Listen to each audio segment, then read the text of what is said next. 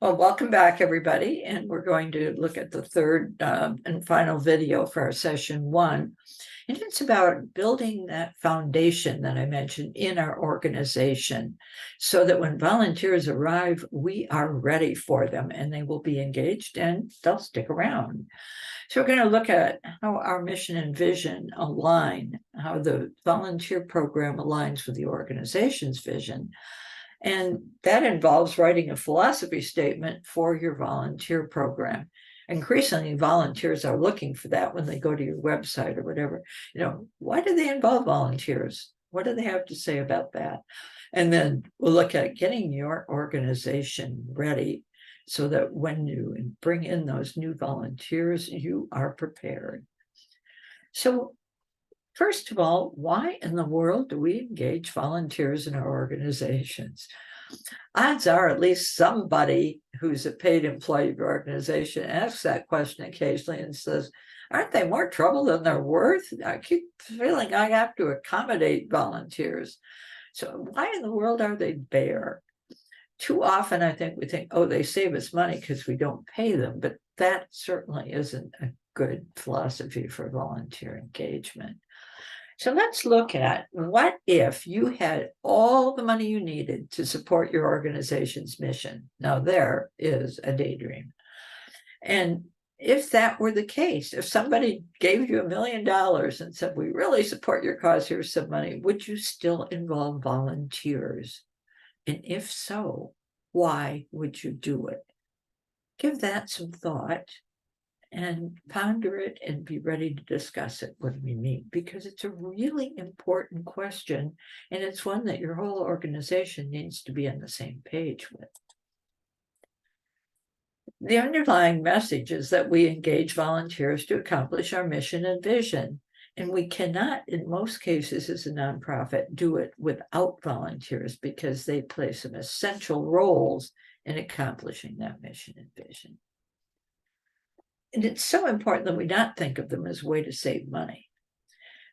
Steve McCurley and Rick Lynch, who are two real gurus in the field, and both of whom actually live in this part of the country, note that volunteers are valuable human resources who can directly contribute to the achievement of the organization's mission.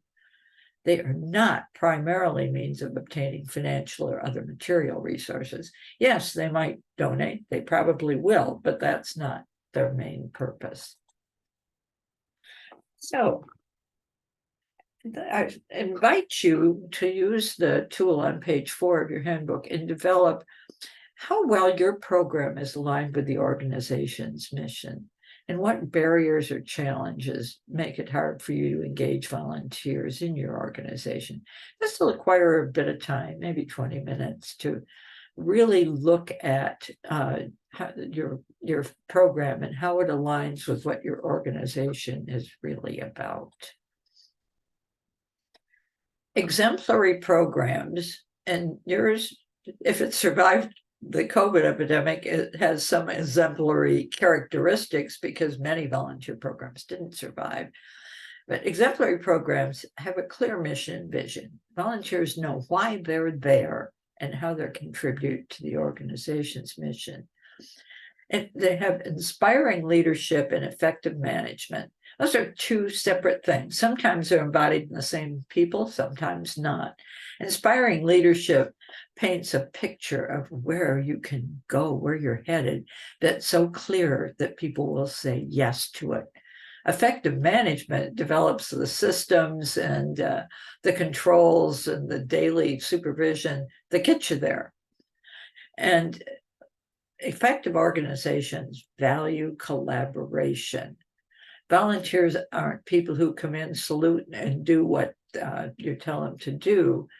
They're part of the planning process. They're included in the strategic plan. Their opinions are asked. They're free to give responses.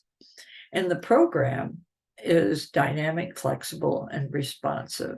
That really showed up during COVID. Those who weren't didn't make it. If you said, oh, volunteers have to be there in person or they're of no use to us, then there was no program for 2 to 3 years. Now, This information always sort of brings a smile to my face, because I think 501 Commons is the only organization I've ever been associated with that is big enough that it has all these roles. I have this heart for grassroots organizations that didn't have all these positions.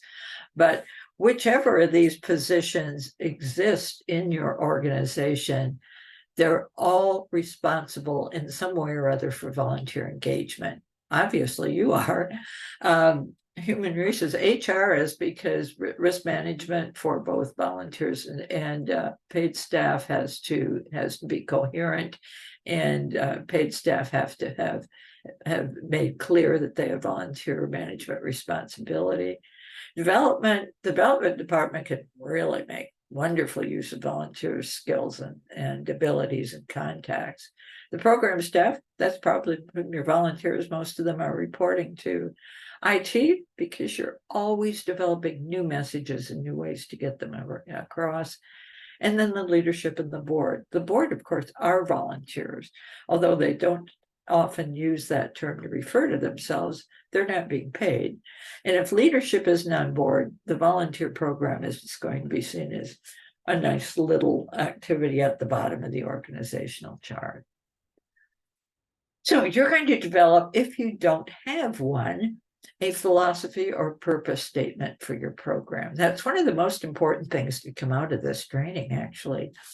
And they clarify how volunteers are integrated into your organization, how you value them, and how they contribute to the achievement of the mission.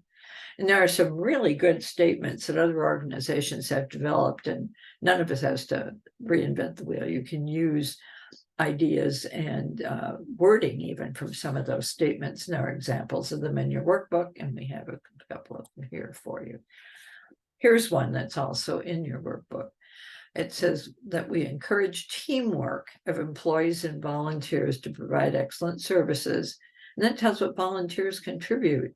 Volunteers contribute their unique talent, skills, and knowledge to give attention to clients, enable the paid staff to concentrate on their areas of expertise, and educate the public about our organization and its cause. And several of those are things that paid staff, by definition, can't do. It helps volunteers see why they're valued. So how do you write your statement? Well, you need to start with your organization's mission, and then how are volunteers, integrated into that, and what needs do they meet? And this can be both needs of the clients and needs of the organization as a whole, so that paid staff are free to do what they're there to do. And how do you value them? This is where recognition comes in. And I think one of the most important things is that the statement makes it clear that volunteers are part of the team. I went to a website one time that had this statement about volunteers. We couldn't do this without you.